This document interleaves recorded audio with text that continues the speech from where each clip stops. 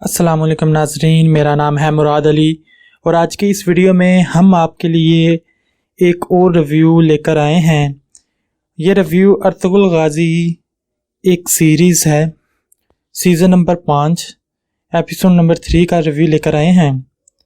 اگر آپ کو یہ ریویو اچھا لگتا ہے یا آپ کے لیے ہیلپ فل ہوتا ہے تو ابھی ہمارا چینل پنجابی بیٹھک کو سبسکرائب کر لیں اور بیل نوٹیفیکیشن کو آن کرنا مت بھولیے گا۔ اور چلتے ہیں اپنی ویڈیو کی طرف۔ ناظرین، جیسا کہ آپ کو معلوم ہے کہ ارطغرل کو کنزیل علما کے لوگ لے کے تھے۔ وہاں پر وہ ارطغرل کو بتاتے ہیں کہ سلطان علاء الدین نے اپنے دور میں منگولوں حملوں کا سامنا کرنے کے لیے خفیہ تیاریاں کرنے کا فیصلہ کیا تھا۔ ان تیاریوں کے سلسلے میں انہوں نے تمام تفصیلات صاف ایک دستاویز نقل کروائی تھی، بشمول ان تمام جوانوں کے ناموں کے جنہوں نے مشکلات معاملات کی خفیہ جگہوں میں حصہ لیا، اور اس کے ساتھ ساتھ ان تمام جاسوسوں کے نام جو منگولوں میں ایک ایک کر کے کامیابی سے سرایت کر گئے۔ اس دستاویز کو ایک صندوق میں رکھ کر محل کے ایک خفیہ طاق میں رکھا گیا ہے۔ اس صندوق کے اندر تمام صداران، بزرگوں، بااثر لوگوں اور ریاستی حکام کے نام اور فرائض محفوظ ہیں جو ترک ریاست کو زندہ رکھنے کے لیے مثالی کردار ادا کر سکتے ہیں۔ بدقسمتی سے منگولوں کو اس صندوق کی موجودگی کے بارے میں علم ہو گیا ہے اور خفیہ کمرے میں طاق بھی لگ گئی ہے، اور انہوں نے معزز افسران کو قتل کر دیا ہے جو کمرے کی حفاظت کے ذمہ دار تھے۔ یہ ایک آفت ہے اور اس کو روکنا ہوگا۔ یہ ایک غداری ہے، اس کو فوری طور پر روکنا ہوگا۔ پھر کہتے ہیں، محل میں ہمارے جاسوس نے ہمیں اطلاع دی ہے کہ منگول کمانڈر جس کا نام کارا بورو ہے کل خفیہ دستاویز والے صندوق کو لینے آئے گا۔ ارطغرل کہتا ہے، میں کل محصولات سے متعلق امیر بہاؤالدین سے ملنے جا رہا ہوں، تو پھر میں اس صندوق کو منگولوں کے ہاتھ میں آنے سے پہلے حاصل کر کے اس کو وہاں سے ہٹا دوں گا، ورنہ شاید بہت دیر ہو جائے۔ پھر کنزیل علما کے لوگ کہتے ہیں کہ اب صندوق کو ہٹانا آپ کی ذمہ داری نہیں ہے بلکہ آپ کے جوانوں کی ہے۔ اب آپ ہمارے دیوان کے اہم رکن ہیں، اب ہم مزید آپ کی جان خطرے میں ڈال نہیں سکتے۔ پھر ارطغرل کہتا ہے، سلجوق ایک قانونی ریاست بن چکی ہے جب یہ قبضے میں ہوئی اور کام بھی کرنا چھوڑ دیا، لیکن موجودہ صورتحال چاہے کتنی بھی مشکل کیوں نہ ہو، ترک ریاست کا وجود بہت قدیم زمانے سے ہے اور آئندہ بھی رہے گا، اور آخر کار کبھی نہ کبھی ایک نئی عالمی ترک ریاست کا تشکیل تو ہونا ہی ہے۔ ابھی ہم ان نوجوانوں کی زندگی کو خطرے میں نہیں ڈال سکتے جن کا نام اس صندوق میں خفیہ فہرست میں لکھے ہیں، لہذا اب سب سے اہم میری زندگی نہیں بلکہ وہ صندوق ہے۔ اب مجھے بتائیں، محفل میں ہمارا جاسوس کون ہے؟ کنزیل علما کے لوگ کہتے ہیں، وہ جو بھی ہے، کسی وقت آپ کے سب سے بڑے دشمنوں میں سے ایک تھا ارطغرل صاحب۔ پھر اس کے بعد ناظرین، چونکہ عمرو قبیلہ ایک ریاستی کام سے کئی قبیلے آتا ہوتا ہے، عمرو قبیلے کے سردار عمرو صاحب آئمہ خاتون سے اونچی آواز میں بات کرتے ہیں کہ ساتھ کھڑے گندوز سپاہی کو غصہ آ جاتا ہے اور انہیں وہ اپنے چاقو کے نیچے رکھ لیتے ہیں۔ عارف صاحب گندوز سپاہی کو کہتے ہیں، انہیں چھوڑ دو، اور عمرو صاحب کو کہتے ہیں کہ جیسا کہ آپ ایک ریاستی کام سے یہاں آئے ہیں اس لیے آپ سراہے پر چلے جائیں، کل میں خود آپ کے پاس آؤں گا اور بات چیت کروں گا۔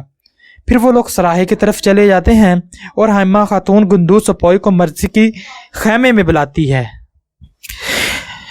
اس کے بعد ناظرین، تیوکلس اور اس کی چھوٹی بیٹی نیہا خیمے میں موجود ہوتی ہیں اور پانی ڈال رہی ہوتی ہے کہ پانی ختم ہو جاتا ہے، اور تیوکلس بیٹی سے کہتا ہے، جاؤ، تمہاری بیٹی، تمہاری بڑی بہن کنویں سے پانی لینے گئی ہے، وہاں سے لے آؤ۔ بیٹی چلی جاتی ہے اور اس کے بعد اچانک ایک آدمی جس کا نام ٹیو ہوتا ہے، در حقیقت وہ تراگس کا جاسوس ہوتا ہے اور وہ یہاں تاجر کی حیثیت سے آتا جاتا رہتا ہوتا ہے۔ تیوکلس سے کہتا ہے کہ فادر نے آپ کے لیے کچھ کپڑے اور سامان بھیجا ہے، مگر در حقیقت وہ تیوکلس کو ختم کرنے کی نیت سے آتا ہے۔ وہ تیوکلس کی دوائی اور فروٹ کو زہر والی دوائی اور فروٹ سے تبدیل کر دیتا ہے اور خیمے سے باہر چلا جاتا ہے اور تیوکلس کو پتہ بھی نہیں چلتا۔ اس کے بعد ناظرین، جیسا کہ اوپر بیان کیا گیا ہے، ایما خاتون گندوز سپاہی کو خیمے میں بلاتی ہیں اور کہتی ہیں اپنے غصے کو کنٹرول میں رکھو، ہمیں ارطغرل کی غیر موجودگی میں قبیلے کا نظام درہم برہم نہیں کرنا ہے۔ اور یہی بات ساتھ کھڑے عارف صاحب اور عثمان گندوز کو سمجھاتے ہیں، مگر گندوز ان کی بات نہیں سنتا اور باہر چلا جاتا ہے۔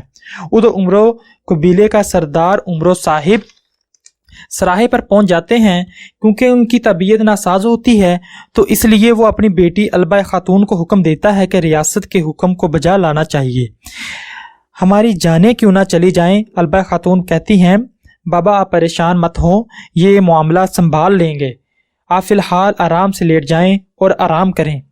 اس کے بعد ناظرین، بابر اور ارطغرل اور اس کے ساتھ سپاہی ارطغرل کو پہاڑوں میں تلاش کر رہے ہوتے ہیں مگر ناکام رہتے ہیں۔ مگر اچانک سے ارطغرل آتا ہے اور کہتا ہے، تم لوگوں نے تو مجھے نہیں ڈھونڈا مگر میں نے آپ کو ڈھونڈ لیا ہے۔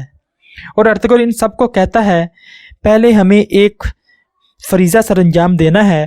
بابر کہتا ہے، کیسا فریضہ؟ اور بھائی یہ گھوڑا اور سنہری کمان کہاں سے آیا ہے؟ ارطغرل کہتا ہے، بابر سب کچھ وقت آنے پر پتہ چل جائے گا، پہلے ہمیں غار تلاش کرنا ہوگا۔ اور پھر ارطغرل غار میں آ کر سارا قصہ بتاتا ہے اور کہتا ہے، جب میں محفل میں امیر بہاؤالدین سے بات کر رہا ہوگا تو تم اور بابر صندوق والے خفیہ کمرے کی طرف جاؤ گے اور وہاں تمہیں ہمارا ایک جاسوس ملے گا جو پہلے ہمارا دشمن ہوا کرتا تھا مگر اب وہ ہم میں سے ہے۔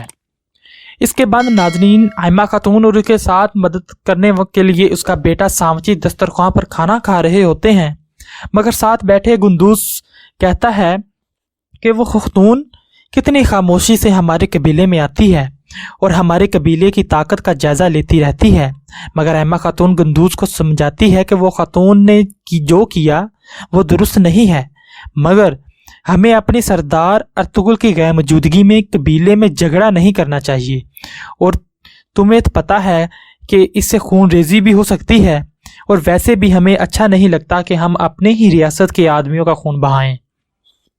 اس کے بعد ناظرین، عثمان سراہے پر البا خاتون سے ملنے چلا جاتا ہے اور کہتا ہے، کاش آپ نے میری جان نہ بچائی ہوتی، آپ تو مجھے اپنے گھوڑے پر لے کر آئی تھیں تو اس لیے میرے بابا اور آپ کی زندگی کو اپنی زندگی سے زیادہ سمجھتے تھے، مگر آپ نے پہلے قبیلے میں آ کر اور جھوٹ بول کر ہمیں ٹھیس پہنچائی ہے۔ اگر آپ ہمیں ویسا بتا دیتے تو میرے بابا آپ لوگوں کو ہنسی گرمیوں اور سردیوں کے رہنے کے لیے جگہ دے دیتے۔ اور عثمان وہاں سے یہ کہہ کر چلا آتا ہے۔ اس کے بعد ناظرین، ارطغرل نورگل اور بابر کے ساتھ امیر سلطان بہاؤالدین کے محل میں جا رہا ہوتا ہے کہ منگول 3 سپاہی آتے ہیں اور کہتے ہیں، کہاں جا رہے ہو؟ ارطغرل بتاتا ہے، ہم سلطان سے ملنے جا رہے ہیں۔ وہ سپاہی کہتا ہے، آپ اس طرح اندر داخل نہیں ہو سکتے، آپ اپنی تلواریں مجھے دے دیں۔ اور ارطغرل نورگل اور بابر کو کہتا ہے، تم جانتے ہو کہ تم لوگوں نے میرا انتظار کہاں کرنا ہے۔ اور پھر ارطغرل سلطان کو ملتا ہے۔ سلطان ارطغرل سے پوچھتا ہے کہ منگول کا گشت کرنے والا گروہ کا سربراہ کا ہاتھ تم نے کاٹا ہے اور باقی کے سپاہی کہاں ہیں؟ وہ ابھی تک واپس محل میں نہیں آئے۔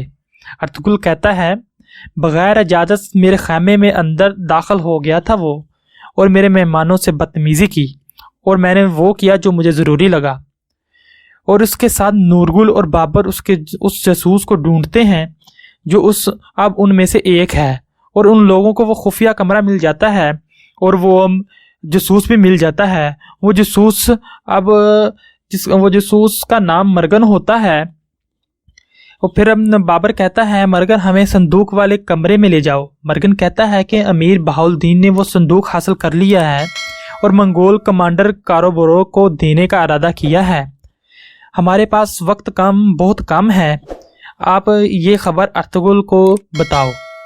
ناظرین، یہ تھی Ertugrul Ghazi season number 5 episode number 3 کا مکمل ریویو، مکمل کہانی جو اس ایپیسوڈ میں ہونے والی ہے۔